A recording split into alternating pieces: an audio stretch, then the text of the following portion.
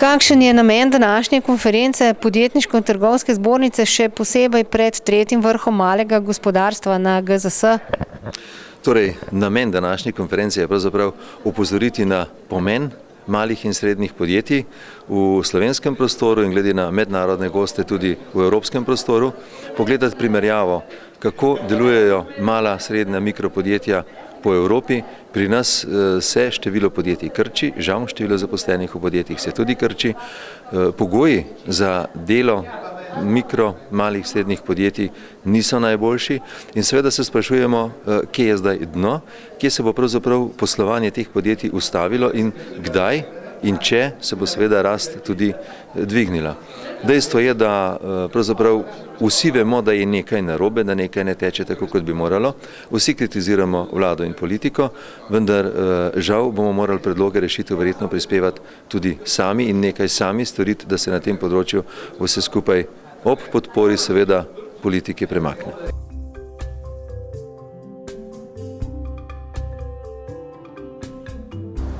In zato vidim v današnji konferenci priložnost, da si nalijemo čistega vina, da postavimo našemu okolju, ključnim odločevalcem, politiki ponovno ogledalo in povemo, perspektive in priložnosti seveda imamo, ampak pogoje, v katerih delujemo, moramo hitro in zelo temeljito spremeniti. Prvo, kar bi želel izpostaviti, je to, da ima gospodarstvo in podjetništvo v državnem svetu seveda dobre in aktivne govorce, državni svetnik. Tako da sem lahko vesel, da iz prve roke dostikrat slišimo probleme podjetnikov, gospodarstvenikov in moram reči, da je tudi ta interesna skupina zelo močna, zelo aktivna, kajti tudi časi so takšni in lahko sem, ker sem tudi sam bil samostojni podjetnik, v bistvu lahko o teh stvarih zelo dobro in konkretno razumem problematiko, se pogovarjam in upam, da bomo lahko v državnem svetu pač v svojih pristojnostih našli možnosti. Ključni ukrepi za zagon gospodarstva in nova delovna mesta so z vidika Ministrstva za gospodarski razvoj in tehnologijo so vzpostavitev tako imenovanega sklada podrejenega kapitala, v okviru katerega bi se omogočil lažji dostop podjetjem do virov financiranja in pa posodobitev kriterijev za pomoč podjetjem v težavam, skratka, da se bolj profesionalizira proces in da se jasno določijo kriteriji in s tem pomaga podjetjem tudi na daljši rok in pa ključen je tudi dostop do virov financiranja. Vzpostavljen je že sklad preko SID banke v višini 500 milijonov evrov, kjer so namenjene 4 kreditne linije za financiranje različnih potreb malim in srednjim podjetjem. Potem so tu ukrepi preko Slovenskega podjetniškega sklada, prav tako viri financiranja. Glede nefinančnih virov pa je potrebno poudariti predvsem uvedbo MSP testa oziroma testa presoje vplivov zakonodaje na gospodarstvo, predvsem na mala in srednja podjetja, ki ga uvajamo v začetku leta 2015.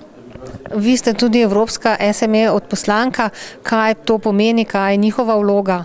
Ja, v letu 2010 je bila vzpostavljena na evropski ravni mreža tako imenovanih MSP odposlancev.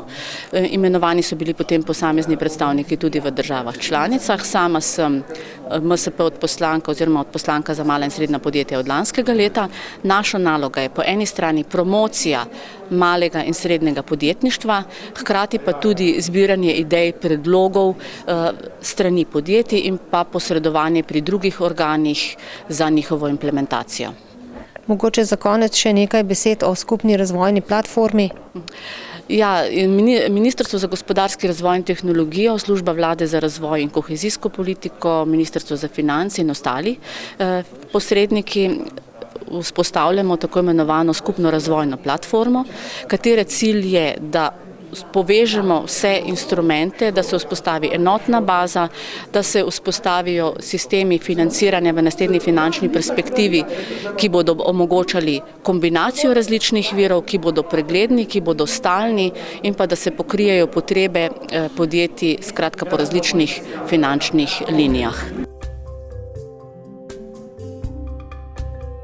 uvodnem delu smo imeli predstavitev Latvijske zbornice, torej uvedbe enostavnega pavšalnega sistema, kjer je nazorno prikazano, kako lahko neka vlada podpre startupe v prvih 3 letih z nižjimi prispevnimi stopnjami in davki, kar posledično tudi kaže na povečanje drugih kazalnikov v latvijskem gospodarstvu. Predstavljen je bil tudi primer Angleške asociacije malih podjetij, ki združuje 200.000 prostovoljnih članov kot primer dobre prakse, kako servisirajo svoje članje in pa tudi kako deluje Evropsko združenje malih podjetij. The role of ESMA in the European Union is to promote the interests of small and micro businesses particularly. Many of the other business organizations look at SMEs as a whole, but our core is the small and micro business sector, which of course is huge in Europe. Well, our main reason for existence is to highlight to the Commission and to the members of Parliament continually, the European Parliament continually, the importance of the small and micro business sector and make sure that they don't lose focus and concentrate on the importance of those sectors to the European economy. The micro company tax now is 9% from turnover for micro companies. And I would say that the main results are the larger number of micro companies. So it's now around 30,000 in Latvia, which are micro companies who pays micro company tax. That's the 9% tax is smaller than normal companies would pay, which is around, so they tax altogether for normal companies are 50% for corporate tax and then around 46% for labor tax. So the small companies are now gaining in their money flow, so they don't need to pay so high taxes. The accounting system is more easy.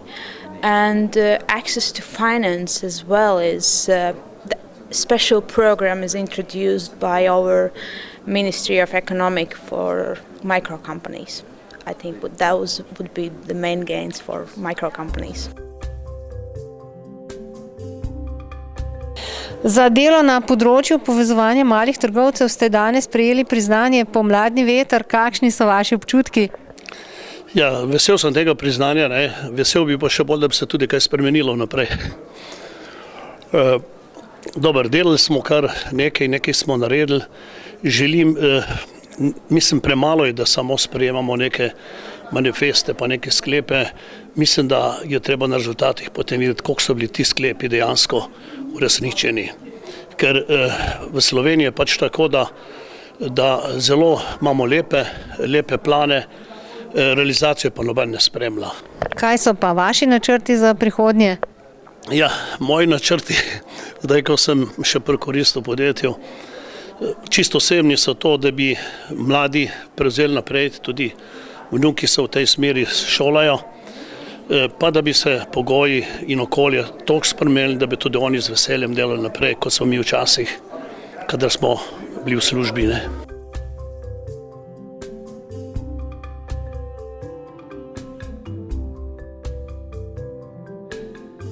Na to pa so sledile 4 delavnice na temo pravne države, dostop do financ, internacionalizacije srednjih in malih podjetij in pa na področju novih delovnih mest. Vse ostale razvite tržne države so svojo fiskalno politiko in tudi fiskalno kulturo, davčno kulturo gradile desetletja.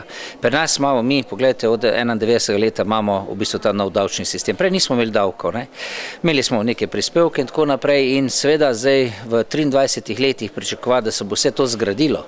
Mi še tega kot edine države v Evropi nimamo, da bi recimo tudi korektni davčni svetovalci, kot neka podaljšana roka države, ki seveda pomaga zavezancu pri izpolnjevanju, pri optimiranju davčne obveznosti, da ni on ne licenciran, ne po neki tradiciji, skratka njegova beseda nič velja in da tudi tukaj prosti trg. Pri coworkingu gre dejansko za nek nov način dela in sodelovanja.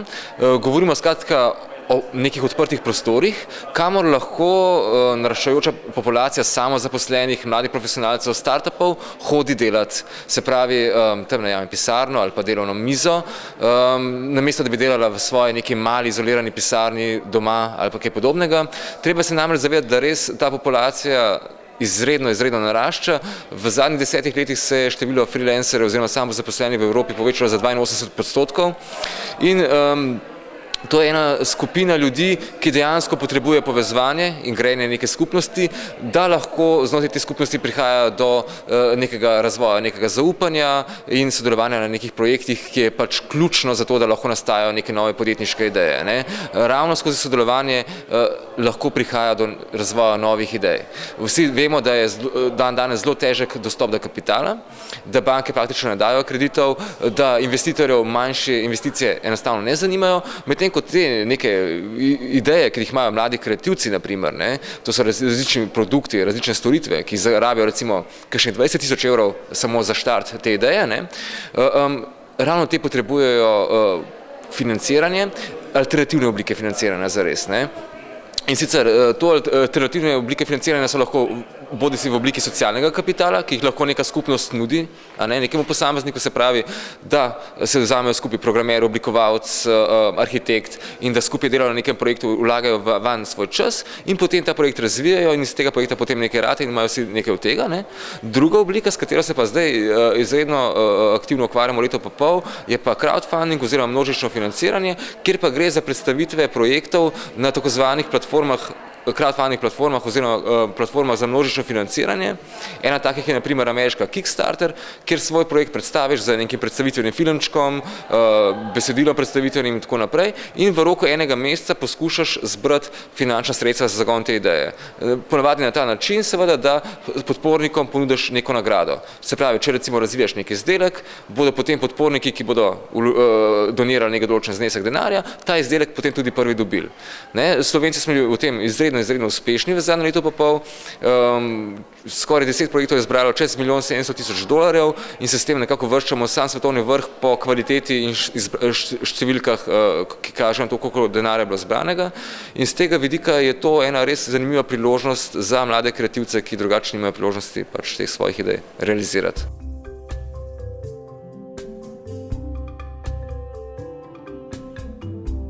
Vsaka delavnica je nekako pripravila zaključke.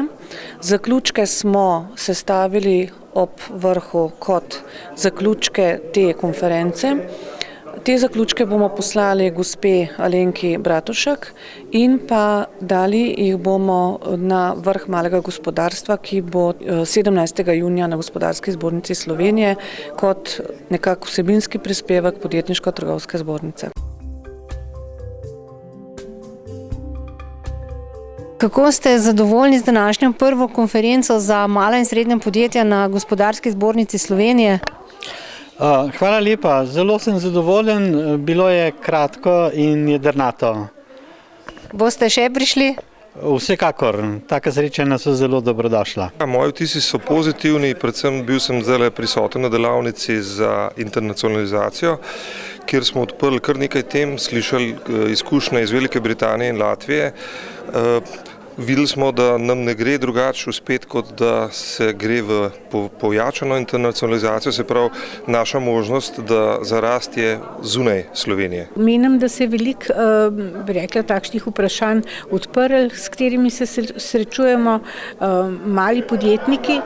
Mogoče je bilo za določene teme še kar premalo časa, ker vsak pač hoče izpostaviti tisto temo, ki ga žuli, a ne. In tam smo najbolj doma in tam je tudi prav, da se nas sliši in to, da bi se potem nekje ne samo na takšnih srečanjih slišali, ampak tudi na določenih, kjer bi se kakšna efektiva zgodila. Današnja konferenca je bila zelo obširna, v bistvu obdelali smo kar veliko tem, od internacionalizacije, davčne zakonodaje, upravnih postopkov, tako da mislim, da je bila koristna.